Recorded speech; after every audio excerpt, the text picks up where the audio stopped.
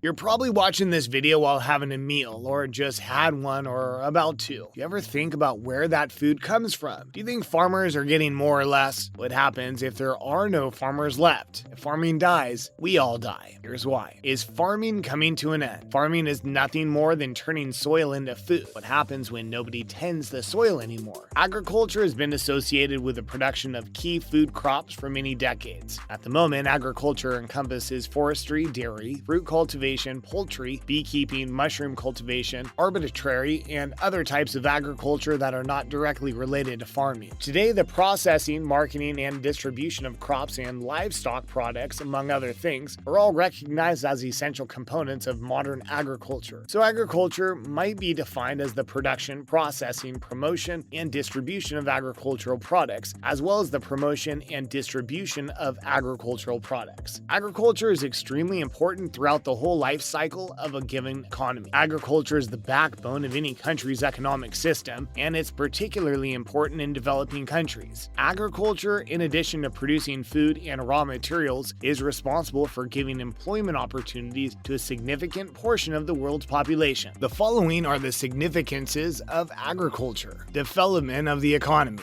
Agriculture helps economic development since it employs a large number of people. As a result, the level of national income as well as the standard of living of the general public both rise. The rapid rate of development in the agricultural sector provides a progressive view as well as an enhanced desire for further development in the sector. Thus, it contributes to a creation of an environment conducive to the total economic development of a country. As a result, the rate of agricultural expansion is critical for economic development. Contribution to the nation's gross domestic product. Agribusiness is the most important source of national income in the majority of developing countries. Agriculture, on the other hand, contributes a lesser percentage of national GDP to the industrialized countries. Food and fodder are available on a regular basis. Fodder for household animals is provided by the agricultural sector. The cow gives individuals milk, which serves as a sort of protective food for their bodies. Furthermore, livestock provides for the needs of the general public in terms of food. Importance in the context of international trade. Sugar, tea, rice, spices, tobacco, and coffee, among other agricultural products, are the most important exports from the countries that rely on agriculture for their livelihood. Exports grow significantly when agricultural practices are smoothed out, resulting in a reduction in imports and an increase in export. This contributes to the reduction of a country's unfavorable balance of payments, as well as the preservation of foreign exchange. A portion of this sum might be utilized to import other critical components such as equipment and machinery, raw materials, and other infrastructure that would be beneficial to the country's economic development. Surplus inventory with a marketable purpose. The expansion of the agricultural sector adds to the creation of marketable surplus. As the country grows, an increasing number of people are employed in manufacturing, mining, and other non-agricultural sectors. All of these people are relying on food production, which they want to supplement with food from the nation's marketable excess. As the agricultural sector develops, production grows, resulting in an increase in the amount of marketable surplus available for sale. This product may be exported to other countries. The source of one's livelihood. Agriculture provides the primary means of subsistence for many people. Approximately 70% of the population is directly reliant on agriculture as a means of subsistence. This high proportion of the population employed in agriculture is due to the lack of development of non-agricultural sectors to accommodate the rapidly increasing population. The majority of people in developed countries, on the other hand, do not work in agriculture. Origin of the raw material. Agriculture is the primary source of raw materials for key businesses such as cotton and jute fabric, sugar, tobacco, edible and non-edible oils, and other similar products. Furthermore, many other sectors such as the processing of fruits and vegetables, as well as the husking of rice, rely on agriculture for the majority of their raw materials. Importance in the transportation industry. Bulk agricultural products are carried from farm to factory through railways or roads, depending on their size size. Internal trade is primarily agricultural products. Furthermore, the performance of the agricultural sector has a greater impact on the government's revenue than it does on the private sector. Resources for obtaining foreign exchange. The agricultural sector accounts for a substantial portion of many countries' export trade. Agricultural commodities such as jute, tobacco, spices, oilseeds, raw cotton, tea, and coffee, for example, count for around 18% of the total value of a country's exports, according to the World Trade Organization. That farm products continue to be a significant source of foreign exchange earnings for a country is demonstrated by this statistic. Exceptional employment possibilities. Agricultural activities such as the construction of irrigation schemes, drainage systems, and other similar activities are vital since they create more employment opportunities. The agricultural sector provides more work opportunities to the labor force, which helps to reduce the high rate of unemployment in emerging countries, which is a result of the rapidly rising population in these countries. Savings from a variety of sources. Savings may also increase as a result of agricultural development. The wealthy farmers we see today began to save after the Green Revolution, which was particularly significant. This surplus amount may be used to make additional investments in the agricultural industry in order to further expand the sector. Food safety and security. A stable agricultural industry helps to secure the food security for a nation. Food security is the most important prerequisite for every country. Food security helps to avoid malnutrition, which has long been considered to be one of the most serious problems confronting emerging countries, according to conventional wisdom. The majority of countries rely on agricultural products and related businesses as their primary source of income. Food security is probably the most important factor. What happens when no more food's produced? Starvation on a massive scale. Some farms are in production while not every farmer is actively engaged in agriculture. Is it possible that every piece of land that's been developed for agriculture will now become wilderness? Swamps will cover a large portion of the farmland on the planet. Every person who had previous farming experience will be extinct. Even if their farm consisted of only a few pots on their balcony, they were nonetheless successful, even if they've been out of the farming business for many years. Millions of years of practical expertise would be lost as a result of this. The land that's been developed over the generations would be lost. Death and scavengers would rule over cities in the world of the dead. That may sound grim, but that is what may happen. The countryside would be devoid of life. Imagine hearing no birds or animals or never seeing them. There's nothing more specialized than a farm. Why do we have gardens, parks, and cemeteries? What do golf courses and estates, lawns, and highway medians have in common? They waste land upon which we could farm. And wouldn't it make sense that the folks who look after them would also be farmers? There are many people who have the skills necessary to exist in that environment, but many, if not the majority, would be classified as farmers. Only a few people would survive solely on the basis of good fortune and quick learning. These people would be the target of people with a shortage of food, and wars would break out. During the initial stages, the people who were hunters and foragers with years of experience would be the only ones to survive in this situation, as they'd be able to function as Mesozoic hunter-gatherers far away from civilization. The urban, suburban, and exurban areas would all be death traps if this happened, particularly concerning that the decline in the number of people who maintain the grid up and running, and more importantly, the decline in the number of people who keep water flowing to everyone who does not have access to a well or a river. The neo-hunter-gatherers would also have to exterminate the vast majority of the survivalists who have survived the first two major die-offs. Why? Because most survivalists have no idea how to cultivate or, more realistically, scavenge for food, and they're unable to hunt when their ammunition runs out. They'd also be a hazard to everyone else who has been or is involved in the production of food. The vast majority of the world's inhabitants would perish from starvation within a few months if this were to happen. If there were no more food production, transportation systems and grocery stores would run out of supplies in a matter of weeks or even days at the most, because even mature humans in good health can only survive for a maximum of roughly 40 days without food. Widespread famine would begin in less than 2 months, and hundreds of millions, if not several billions of people and animals would have perished within 3 months of the onset of the disaster. The most important commodity in the world is food because you can't eat money. When farmers die, we all die. That is the dreadful truth. What's your take on the matter?